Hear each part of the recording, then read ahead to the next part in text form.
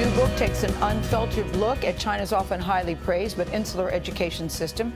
Chinese-American journalist Lenora Chu moved with her family to Shanghai back in 2010. Students there regularly have some of the top math and reading test scores in the world. And when her 3-year-old son got into a prestigious Shanghai preschool, they were thrilled. Chu wrote a book about their experience. It's called Little Soldiers, an American boy, a Chinese school, and the global race to achieve. Lenora Chu joins us at the table. Good morning to you. Good morning. Thanks so much for having me. You know, what I was fascinated about the book is that clearly teacher knows best in all situations when it comes to education, including correcting the parents. You tell a very interesting story about your son being forced to eat an egg, and then when you question the teacher. Could you share that? That's right. So my son hated eggs when he was 3. I've been working on getting him to eat them for, a year. And the first week of school, she puts eggs in his mouth and basically holds it shut until he swallows. And of course, I'm angry. I march off to school and I say, in America, we don't use methods of force. We incent our children to choose. And she says, does it work?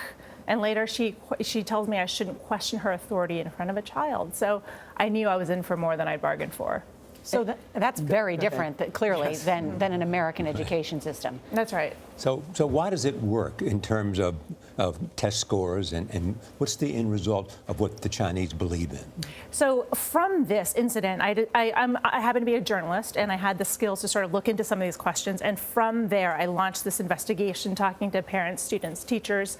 And I think that, force feeding aside, teacher authority aside, there are some things that we can learn from the system. And one of them is this belief in grit in the classroom.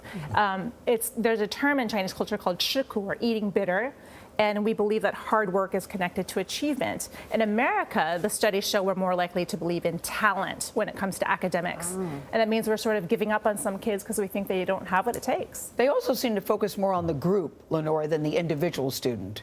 Sure, they do. And there's negatives and positives to that. My son had asthma, and I tried to get an inhaler kept near the classroom, but they couldn't make this dispensation for him. And so I had to decide, could I take care of it on my own?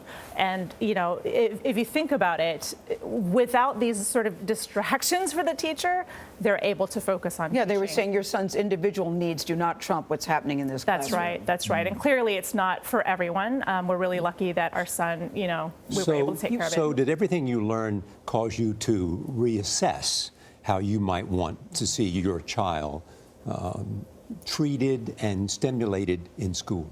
Yeah, absolutely. So we do things really well in America in some areas, and one of them is that we're constantly asking our kids what they think. If you sit in a U.S. classroom, and I spend a good amount of time visiting classrooms in the U.S. for comparison, the teacher's always saying, what do you think about what we just talked about? Self-esteem matters. That's right. Yeah. And so we're teaching our kids critical thinking skills in the classroom. They go home and parents ask the same questions, and that is not what the average Chinese child is getting. And so what we try to do at home is we have these countermeasures for what he gets at school. You also write that Chinese parents are also formally roped into their child's education, whether they like it or not. How does the parental involvement differ? So my son's principal, the first day, says, we don't pick children, we pick parents. And she actually had told a friend of mine that she needed to quit her job so she could be fully involved. There's a lot of pressure for the entire family to be involved in a child's education. That's a good thing. It's good and bad, yes. It depends on where you are. No, you tell the story about a parent showing up with a violin along with her child to show that she's very engaged in playing the violin along with her child. She bought 2 instruments, one for her, one for herself, so she could practice alongside. And that's the Chinese way. If you actually think about it, the one-child policy, so you have 2 parents and then you have 4 grandparents. So you have 6 kids, all of these expectations placed on this one child. But isn't that a good idea, bring a violin and to learn together? I mean, as a kid growing up, there was nothing better than having parents to influence you to throw a ball with them and throw a football and participate in sports. That's right. And there's a term in Chinese culture, family education. It's really, it's a game that involves everybody. But the bottom line for Rainey is what? You're glad that he's doing what he's doing? No, back to Charlie's question. We're really grateful that he has a teacher knows best classroom, and there are some things he is doing really, really well at math. The science shows that Some subjects are better taught with a teacher-centered classroom, but then he has us at home and he has an equal seat at the table with us. So I feel like we're able to give him that sort of middle ground, and I spend the last third of my book looking at what that might be for the rest of us. Talk quickly about what the title of this book came from. Sure. So there's a military-like aspect to the Chinese students' education, and it was also the title of a song that he was taught in kindergarten. Little soldiers, I set my eyes on the distance, I work hard every day. Really interesting. Lenora Chu, so nice to meet you. Thank you very much. Little Soldiers is on sale today.